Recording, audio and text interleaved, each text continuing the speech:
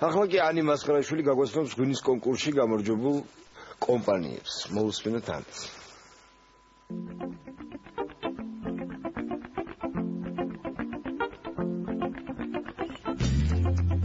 თბილისმა უკვე მეშვიდე ღვინისა და ალკოჰოლური სასმელების საერთაშორისო გამოფენას უმასპინძლა.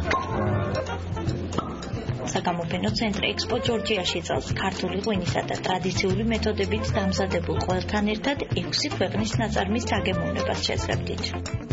გამოფენა ექსპო ჯორჯიას ორგანიზებით სოფლის მეურნეობის სამინისტროსა და ღვინის ეროვნული სააგენტოს მხარდაჭერით ჩატარდა.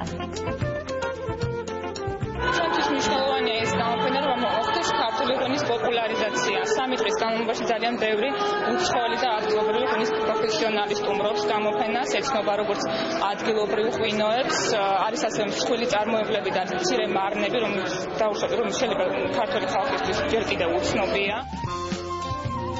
გამოფენის ფარგლებში ღვინის საერთაშორისო კონკურსი გაიმართა. მსოფლიო ორგანიზაცია OIV-ის სტანდარტებით ჟიურის არჩევანის გაკეთება 100-მდე საუკეთესო ღვინოს შორის მოუწია. კატეგორიების წითელი, ნახევრად ტკბილი, თეთრი, მშრალი, ქვევრის თეთრი და წითელი ღვინის გამარჯვებულებმა ვერცხლის და ოქროს მედლები მიიღეს. ყველაზე ბევრი ჯილდო ქართულ ღვინოებს ხვდა წილად. მშრალი ღვინის კატეგორიაში ოქროს მედლები აიღო სლოვენიის, სლოვაკეთისა და ჩეხეთის ღვინოებმა. გაიმართა ძალიან საინტერესო შეჯიბრი. ამის შედეგად ჩვენ გვაქვს 28 медали, 17 ოქროს და 11 ვერცხლის медали გადამარცხდა. 70-ზე მეტი კომპანია მონაწილეობდა გამოფენაში და მე ვფიქრობ, რომ გამოფენა და კონკურსმაც მთლიანობაში ძალიან წარმატებით ჩაიარა. გამარჯვებულებს შორის მოხვდა გოცას ოჯახური ღვინო მწვანე, ციცკარ, ქაცითელი, საფერავი მუხის, ჩელთი ხარება. წელს ავიღეთ 2 ვერცხლის медали უკვე, ეს არის 2012 წლის მოსავლის ცოლიკაური და ჩინური.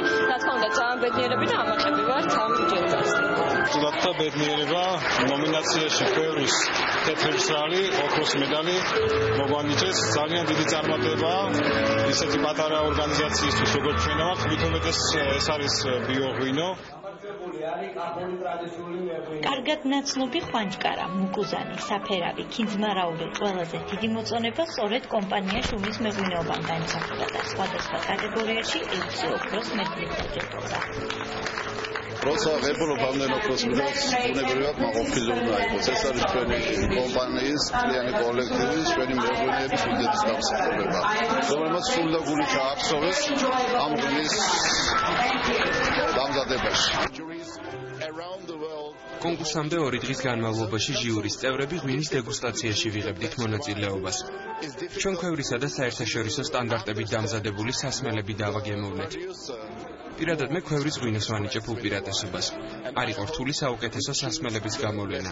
უფრო ძნელია გაიგო რისი თქმას უშ თავისი პროდუქტით მწარმოებელს. ვიმედოვნებ საუკეთესოები შევარჩიეთ. ღვინის საერთაშორისო კონკურსი უკვე მე-6-ით ჩატარდა საქართველოში. მევენახეობა მეღვინეობის დარგის სპეციალისტებისა და ღვინის მწარმოებლებისთვის ეს კონკურსი წლის მთავარ მოვლენას წარმოადგენს.